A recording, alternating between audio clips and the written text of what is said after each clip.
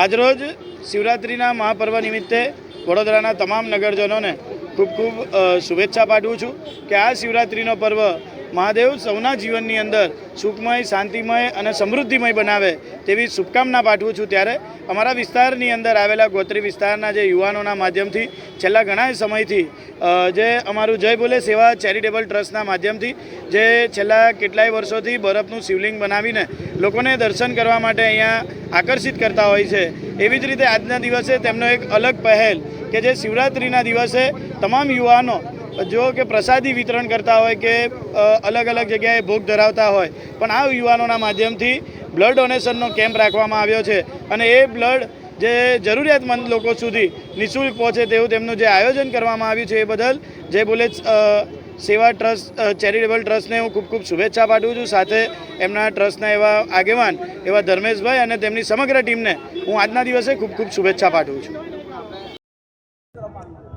આજે મહાશિવરાત્રિના પર્વે લઈને અમે ગોત્રી વિસ્તારમાં જય ભોલે યોગ મંડળ દ્વારા અને જય ભોલે સેવા ચેરિટેબલ ટ્રસ્ટ એના દ્વારા અમે દર વર્ષની જેમ બરફનું શિવલિંગ બનાવીએ છીએ અને એ લોકો વચ્ચે આકર્ષિતનું કેન્દ્ર બની રહે છે અને અમે પ્રસાદી રૂપે અમે સૂકી ભાજીનું વિતરણ કરીએ છીએ અને આજે ચેરિટેબલ ટ્રસ્ટ દ્વારા અમારું પહેલું ટ્રસ્ટ દ્વારા અમે એક આયોજન રાખ્યું હતું બ્લડ કેમ્પનું। એ અત્યાર સુધીને અમારે 200 યુનિટ થઈ ગયા છે। કેટલા વર્ષથી આયોજન કરો? અમે લગભગ 8 થી 10 વર્ષ આ આયોજન રાખીએ છીએ ગોત્રી વિસ્તારમાં। આજે ફિલિંગ બનાવ્યું છે, કેટલી મહેનત લાગી અને કેટલો સમય લાગ્યો આને બનાવવામાં?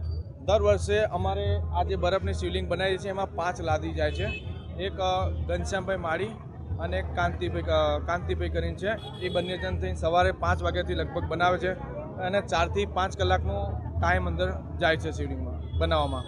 લોકો માટે પણ આકર્ષિતનું કેન્દ્ર બને છે દર વર્ષની જેમ। મારું નામ ધર્મેશ ઠાકોર। વોર્ડ નંબર 9ના તમામ નાગરિકો અને વડોદરા શહેરના તમામ નાગરિકોને આજે શિવરાત્રિ પર્વની હું શુભકામના પાઠવું છું। તેમજ આજે ગોત્રી ગામ ખાતે ધર્મેશભાઈ અમને એમની ટીમ અને જય ભોલે સેવા ચેરિટેબલ ટ્રસ્ટ દ્વારા અહીંયા એક બરફના શિવલિંગનું ખૂબ જ સુંદર આયોજન કરવામાં આવ્યું છે અને દરેક નાગરિકો જે દર્શન કરી રહ્યા છે અને એક સારો લાભો ઉઠાવી રહ્યા છે। તેની સાથે આજે સેવાકીય પ્રવૃત્તિમાં આ ગ્રુપ દ્વારા આ ટ્રસ્ટ દ્વારા બ્લડ ડોનેશન કેમ્પનું આયોજન કરવામાં આવ્યું છે। આ બ્લડ જરૂરિયાતમંદ અને છેવાડાના વ્યક્તિઓને મળી રહે તે માટેની ખૂબ જ સુંદર કામગીરી થઈ રહી છે, તો તે બદલ હું ધર્મેશભાઈ અને તેમની સમગ્ર ટીમને શિવરાત્રિના શુભકામનાએ પાઠવું છું અને આ એક સુંદર સેવાના કાર્યો માટે પણ હું ખૂબ ખૂબ અભિનંદન પાઠવું છું।